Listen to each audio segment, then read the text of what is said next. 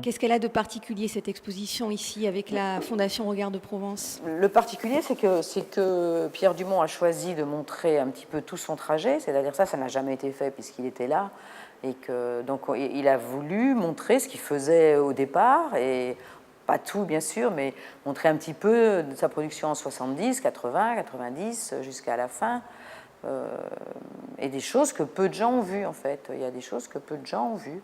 Parce que tout le monde connaît les dessins de sport, mais pas les autres.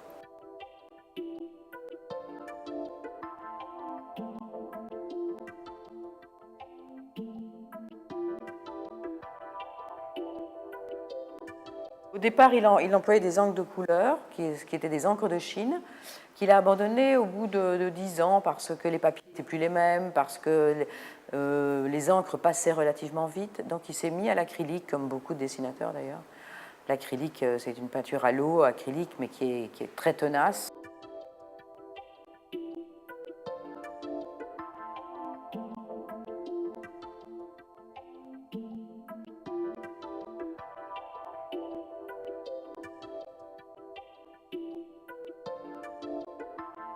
Je trouvais que sa couleur, c'était facile à la limite, lui. Alors que tout le monde trouve qu'en effet, c'est un très très beau coloriste.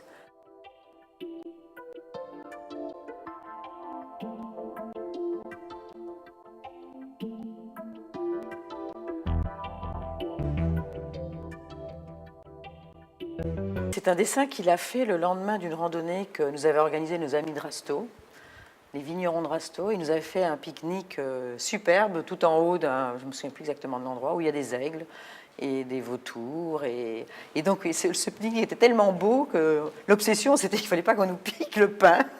Donc il l'a fait le lendemain, c'est passé dans l'équipe, ça n'avait rien de très sportif. Mais il passait un petit peu dans l'équipe, il lui accordait quand même une grande liberté. Et ça, c'était un peu une de ses astuces quand il était à court d'idées, c'est ça? Enfin, ou qu'il lui manquait un dessin pour l'équipe? Voilà, oui, il trouvait une idée qui n'était pas forcément sportive, mais qui était beau. Si le dessin était, quand le gag était moins fort, le dessin était très beau.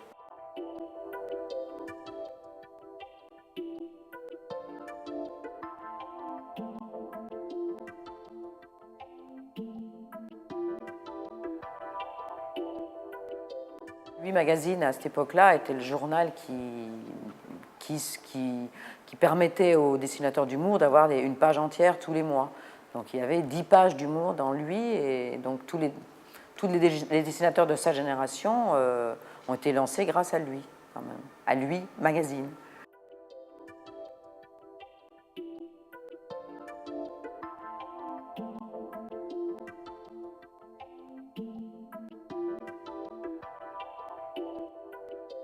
Ça l'amusait beaucoup de faire des petits dessins avec des choses un peu cachées que les gens ne voient pas tout de suite. Il y en a beaucoup de ces dessins, il faut vraiment bien regarder, sinon on ne comprend pas.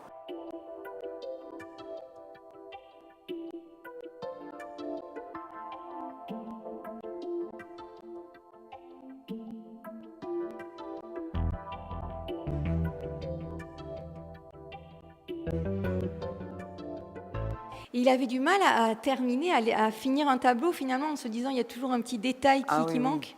Chaque fois qu'il rendait son dessin, il disait moi je peux y travailler encore 3 semaines dessus. De toute façon c'était jamais fini, il fallait lui arracher quand il était. Et puis il y avait toujours le temps, il y avait les limites du temps parce qu'il était souvent en retard. Donc. Pourquoi a-t-il souhaité après s'installer à Marseille vers la fin de sa vie? C'était à vrai dire, on ne sait pas vraiment. On avait envie de quitter Paris parce qu'on avait envie de soleil, peut-être. Et que c'était une ville qui nous plaisait bien parce qu'elle était très, très animée, mixte, et ça bougeait, quoi. On s'est dit, ben voilà. C'était la seule ville qui nous paraissait possible en dehors de Paris.